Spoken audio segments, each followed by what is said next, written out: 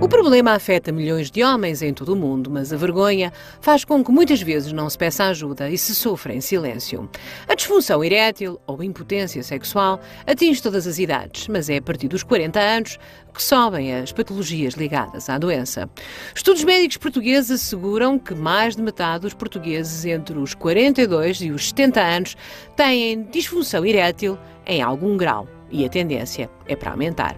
Há causas fisiológicas, como é o caso de problemas cardiovasculares, diabetes, hipertensão ou complicações cirúrgicas. Mas também há motivos psicológicos, como o stress, conflitos laborais, dificuldades de concentração ou falta de confiança. E, nestes casos, a impotência pode ser tratada sem recurso à medicação. Bem, é sobre isto que vamos falar. Connosco já está o psicoterapeuta Pedro Brás. Dr. Pedro, bem-vindo. Um aplauso para o Dr. Pedro Brás. Obrigado por estar aqui connosco hoje. Quando a disfunção erétil tem estas causas psicológicas, o stress, a própria crise, o que é que se pode fazer?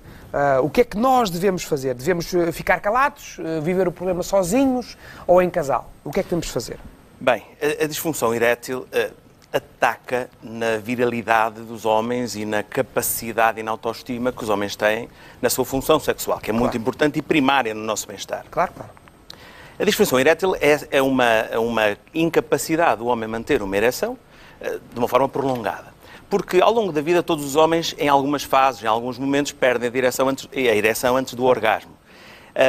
A maior parte das vezes que isso acontece, o homem não se traumatiza com isso, consegue tolerar, ultrapassa de uma forma simples esse facto, mas há algumas pessoas, quando isso acontece, porque provavelmente é a primeira vez, porque ganham vergonha face à sua parceira. Porque faz muito parte da sua masculinidade, não é? Da masculinidade, da virilidade, da sua capacidade da forma como querem ser vistos pela pessoa com quem estão, não é? Há um conjunto de fatores culturais e intrínsecos aos próprios animais machos. Não, e que é culturalmente há uma pressão muito grande, não é? É uma pressão muito grande. E é essa pressão, essa censura social, essa virilidade que todos os homens querem manter, que faz com que, quando haja um problema psicológico ou físico, já podemos falar até das duas variações, faz com que o homem não procure ajuda, por vergonha também. Pode ser físico, ou seja, pode haver um problema qualquer. Há duas dimensões deste problema. Sim. Há a dimensão física, problemas cardiovasculares, problemas vasculares, como falou a peça. Exatamente. Enfim, hormonais. Mas isso acontece na maior parte dos homens acima dos 60, 70 anos, a prevalência é maior, mas por fatores psicológicos pode atacar em qualquer idade. Claro. Isso é que eu não sabia. Eu pensei que isto era uma coisa que só tinha a ver um bocadinho com o passar de algum vigor físico. E, afinal de contas, não pode acontecer... A qualquer idade da vida adulta, da vida, enfim, de um homem que tenha atividade sexual, pode acontecer. Porquê? O problema psicológico é o seguinte. A perda de ereção é algo que pode ser normal. Mas, muitas vezes, quando os homens falham essa ereção, no meio do coito sexual, no meio da relação sexual, às vezes entram em pânico com isso. Ora, e este é o momento-chave para o bloqueio que vai-se seguir. Para se ultrapassar no futuro. Não se vai conseguir ultrapassar. Porquê? Eu costumo dizer às vezes com as pessoas que consulto que... Deixa-me ouvir, porque isto interessa mais a mim do que a ti. Continua. Porquê? Porque eu quero ouvir... Eu tenho, não lá, também tenho usufruto, não? Porque se um dia me acontecer... Sim, Está bem. Faltava. Mas tem calma, já vamos a ti como usufrutuária, deixa-me a mim perceber como proprietário. Está bem? Está bem. Mas as mulheres, se perceberem isso, ajudam muito. Exatamente. Com certeza, por isso é que eu tenho... Mas esse momento-chave que fala, que está a acontecer durante o ato sexual, um homem perde a sua ereção, qual é o comportamento, qual é a atitude que ele deve tomar? E a sua mulher que deveria tomar era desvalorizar o facto. Porquê que um homem pode perder a ereção? Por cansaço, por stress, por desconcentração, por vários fatores, não é? Às vezes eu na brincadeira costumo dizer...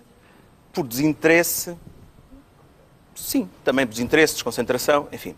Às vezes na brincadeira digo, mas é verdade, que um homem tem ereção não é quando quer, é mas quando precisa. Ou Ou seja, quando está com interesse sexual tem ereção. Não tem ereção meramente porque precisa. É exatamente o que estava a falar. E esse é o paradigma aqui desta questão da ereção. Mas, portanto, no fundo o que nos vem hoje aqui dizer-nos é que isto há uma dimensão que pode ser, a física pode ser tratada do ponto de vista... Com a urologia, com a farmacologia, exatamente, mas que existem outras soluções que passam por outro tipo de abordagem. Se o problema for psicológico, tem. Porque o homem não consegue manter a ereção por medo. Claro. Quando depois deste tal trauma, na segunda relação sexual, ele já não está a pensar no prazer que vai ter. Vai pensar no medo em falhar. Isso me acontece a mesma coisa. Isso me acontece o mesmo. E a vergonha. Ora, um homem a pensar na vergonha não tem ereção nenhuma. Vamos pôr alguém a falar sobre o assunto. Vamos ver então o testemunho de alguém que viveu em silêncio. Vamos lhe chamar... Filipe, acho que é assim, mas não é. Mas não é. Mas vamos ouvi-lo. É o melhor.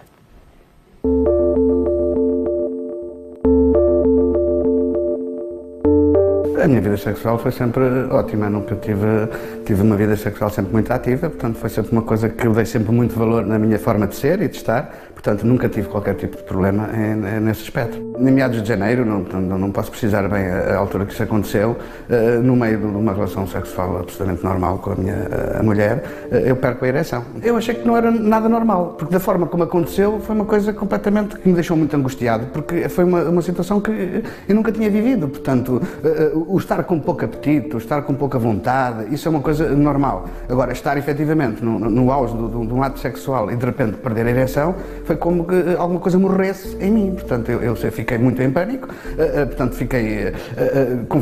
evitei a conversa, mas a minha companheira tentou desvalorizar a situação e a partir desse momento foi sempre muito presente em mim o que me tinha acontecido. Portanto, eu a partir desse momento, cada vez que pensava em sexo, cada vez que pensava em ir para a cama e me deitar com a minha mulher, para mim era entrava em pânico, era uma angústia muito grande e mesmo nos intervalos de não estar com a minha companheira, tentava perceber a mim mesmo, tentar despertar o desejo e não existia, portanto a ereção, por isso simplesmente eu achava que tinha morrido. Portanto, andei ali, de facto, durante 3 meses a evitar deitar-me com a minha companheira, dar desculpas que estava muito cansado, tinha muito trabalho e que, eventualmente, andava sem apetite sexual. Portanto, tentei prolongar isso, mas esse prolongamento durou apenas 3 meses, porque depois começou, de facto, a haver... A minha companheira começou a achar muito estranho as desculpas sistemáticas, começou a tentar... E eu aí, pronto, consegui, efetivamente, soltei-me, consegui falar com a minha mulher, o que foi uma das melhores coisas que eu já deveria ter feito. Ela compreendeu perfeitamente, portanto, decidi pedir ajuda médica, portanto foi quando fui ao médico e fiz alguns exames e fisicamente nada foi detectado. Pronto, foi depois na altura que em meados de junho eu já conhecia o Dr. Pedro Brás, portanto pedi-lhe ajuda e de facto ao fim fiz cerca de 4, 5 terapias, portanto foi de facto ao fim do mês e meio, comecei logo a notar resultados, porque no fundo eu na clínica da mente aprendi a dissociar-me no fundo do medo do problema em causa, porque era eu estava focalizado pura e simplesmente no medo e não nas coisas boas que tem um ato sexual. Portanto, foi aí que eu me comecei a libertar. Não posso dizer hoje que não tenho esse receio, porque qualquer pessoa que tenha um incidente ou um acidente na vida tem sempre medo que ele se repita, apenas consigo lidar com ele de uma forma completamente diferente, de lembrar-me de que foi um episódio que eu tive na minha vida, como tive uma dor de dentes, como tive uma outra coisa qualquer, e não me focalizo no problema, e a partir daí as coisas começaram a correr e voltaram à normalidade sem problema nenhum.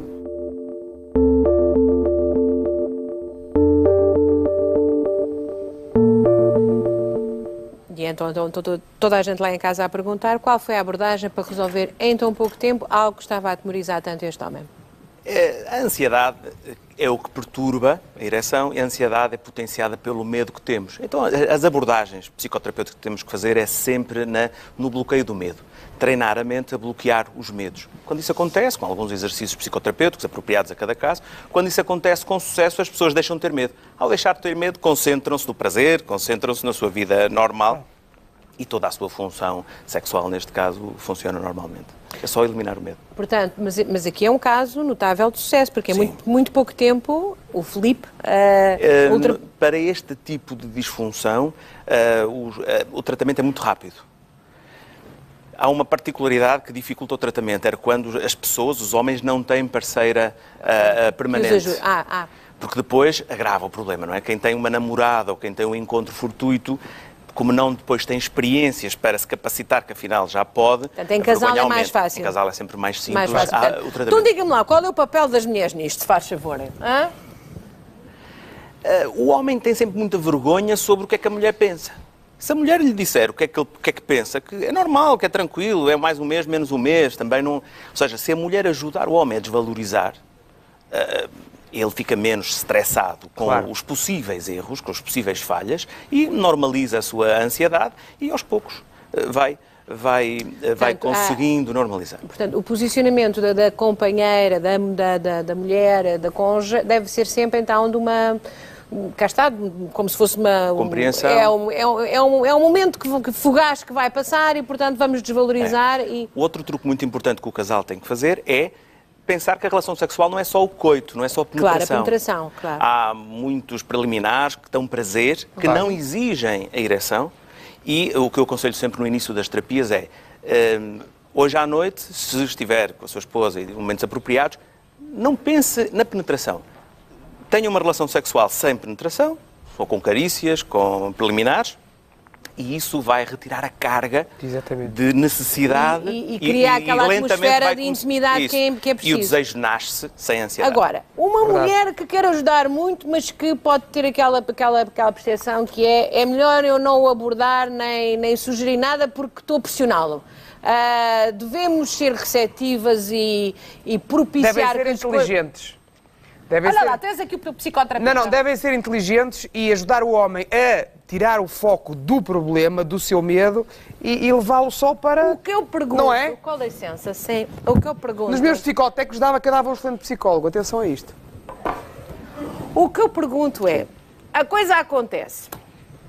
Estamos em processo de tratamento, mas ainda assim sente-se que aquilo ainda não está completamente resolvido. A mulher deve ser receptiva e fazem ali uns nhonhós e tal, e não sei o que, para a coisa se dar, ou deve deixar que a natureza flua e que seja o companheiro a procurá-la e a deixar que as coisas... Porque o nosso interlocutor pode pensar que estamos a pressioná-lo ou que estamos a exigir qualquer coisa, ou que estamos decepcionadas, porque os homens são malucos, não sei se o senhor sabe. Eu não sabia, não tinha essa Os homens ideia. são muito esquisitos às vezes. Eu acho que se não houver tabu entre o homem e a mulher, se o homem, e com estes programas podemos ajudar as pessoas a retirar o estigma que isto tem. Não havendo tabus, o homem pode assumir, olha, falhei hoje. Se a mulher disser, pronto, não faz mal, amanhã continuamos, também não é todos os dias, não tem que ser. Claro. Se não houver nenhuma grande celeuma à volta deste problema, as coisas naturalmente vão fluir, de certeza. Acabam por fluir. Muito bem. E resolve-se, não é? Resolve-se. Neste caso foi 1 mês e meio, mas a taxa de sucesso é elevada neste... Muito elevada. Muito elevada.